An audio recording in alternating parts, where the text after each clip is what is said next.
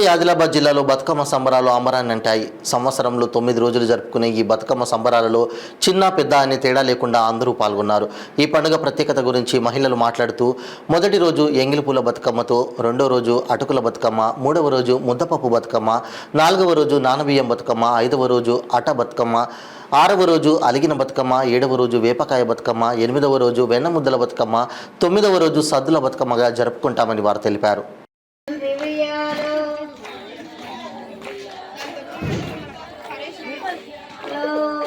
తిరగని వియాలో ఏమేమిద తిరిగి వియాలో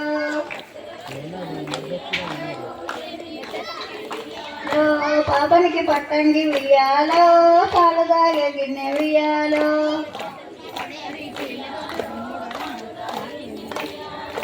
నాకు నెయ్యి చీర వియాలో. పూజించే పండుగ మన తెలంగాణ సంస్కృతిక గొప్ప. ముందుగా 25 న్యూస్ వాళ్ళకి ప్రజలందరికీ సద్దుల బతుకమ్మ శుభాకాంక్షలు. పూలని పూజించి మన తెలంగాణ సంస్కృతి. సద్దుల బతుకమ్మ అనేది మహాలయ అమావాస్యతో మొదలుకొని దుర్గాష్టమి రోజు ముగింపు ఉంటుంది. ఆ రోజు సద్దుల బతుకమ్మ రోజు అందరూ రకరకాల పూలు, తంగేడు, గునుగు, బంతి, చామంతి అన్ని పూలతో పేర్చుకొని అమ్మవారిని బతుకమ్మ రూపంలో కొలుస్తారు. దీనికి ఒక పెద్ద స్టోరీ కూడా ఉంది బిహైండ్. స్టోరీ ఏంటంటే, ధర్మాంగి అనే ఒక రాజు వాళ్ళ వైఫ్ సత్యవతి అనే చోళ రాజ్యాన్ని పరిపాలించేవాడు. అప్పుడు వాళ్ళకి 100 కుమారులు జన్మించారు. అందరూ చనిపోతుండగా అమ్మవారు బతుకమ్మ రూపంలో వచ్చి నేను నీకు జన్మిస్తాను అని చెప్పారు. అప్పుడు పూజారులు అందరు కలిసి ఆమెకు బతుకమ్మ అని పేరు పెట్టి అప్పటి నుంచి బతుకమ్మ అనే కార్యక్రమాన్ని మనం చేసుకుంటాము. అందరికీ సద్దుల బతుకమ్మ శుభాకాంక్షలు. మనం బతుకమ్మను జరుపుకోవడానికి మూల కారణం ఏంటంటే, పూలను బతుకమ్మగా పూజించి వాటిని నీళ్ళలో వేయడం వలన పూలలో ఉన్న ఎంతో మంచి మంచి గుణాలు అనేటివి నీటిలో కలిసి నీటిని పరిశుభ్రంగా మార్చుతాయి. అందువలన మనం రోజు తాగే నీటిలో కాలుష్యం ఉండకపోవడం వల్ల మన ఆరోగ్యానికి కూడా చాలా మంచిది. ఇది దాని వెనుక ఉన్న సైంటిఫిక్ రీజన్. అంతేకాకుండా దీని వెనకాల ఇంకెన్నో కారణాలు ఉన్నాయి. అందులో ఒక మెయిన్ కారణం ఏంటంటే, పూర్వకాలంలో ధర్మాంగి రాజు అనే ఒక రాజు ఉండేవాడు.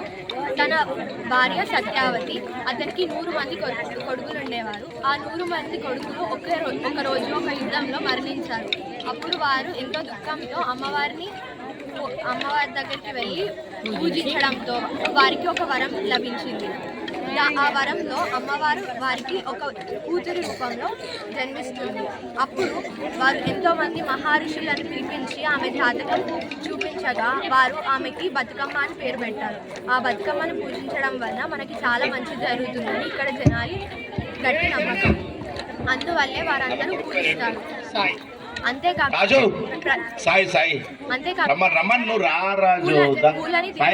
దేవుని పూలతో దేవుని పూజిస్తారు. కాకపోతే మన ప్రత్యేకంగా పూలనే దేవుడిగా పూజిస్తారు. Thank you. నాకు ఈ అవకాశం ఇచ్చినందుకు అందరికీ థ్యాంక్ యూ. ముందుగా అందరికీ సద్దుల బతుకమ్మ శుభాకాంక్షలు. మొదటి రోజు లేని రోజు ప్రతిరోజు సద్దుల బతుకమ్మ శుభాకాంక్షలు, అలాగే విజయదశమి శుభాకాంక్షలు. బతుకమ్మ పండుగను తెలంగాణలో ప్రాచీన కాలం నుంచి జరుపుకోవడం జరుగుతుంది. తీరొక్క పూల తెచ్చి బతుకమ్మ వేర్చి చాలా ఘనంగా జరుపుకునే ఈ పండుగను సుఖ సంతోషాలతో అందరు జరుపుకోవాలని కోరుకుంటున్నా. 9 రోజులు 9 విధాలుగా జరుపుకునే ఈ బతుకమ్మను చాలా ఘనంగా జరుపుకుంటారు. మొదటి రోజు ఎంగిలిపూల బతుకమ్మ, రెండో రోజు ముద్దపప్పు బతుకమ్మ, నాలుగో రోజు నానబెట్టిన బియ్యం బతుకమ్మ, ఐదవ రోజు అటుకుల బతుకమ్మ, ఆరో రోజు అలిగిన బతుకమ్మ, ఏడవ రోజు వేపకాయల బతుకమ్మ, ఎనిమిదవ రోజు వెన్నముద్దల బతుకమ్మ, లాస్ట్గా 9వ రోజు సద్దుల బతుకమ్మగా జరుపుకోవడం జరుగుతుంది. సుఖ సంతోషాలతో ఆయుర ఆరోగ్యాలతో ఈ పండుగను అందరూ జరుపుకోవాలని కోరుకుంటున్నాను. సద్దుల బతుకమ్మ శుభాకాంక్షలు. ముందుగా అందరికీ మొదటి రోజు ఎంగిలిపూల బతుకమ్మతో స్టార్ట్ అయ్యి చివరి రోజు సద్దుల బతుకమ్మతో ఎండ్ అవుతుంది. అడవి పూలను అన్నీ తీసుకొచ్చి తంగేడు, గుమ్మడి పూలు, గునుగు పూలు, సీతజడలు ఇవన్నీ తీసుకొచ్చి పూలనే బతుకమ్మగా పేర్చి పూలనే పూజించే పండుగనే బతుకమ్మ పండుగ అని అంటారు.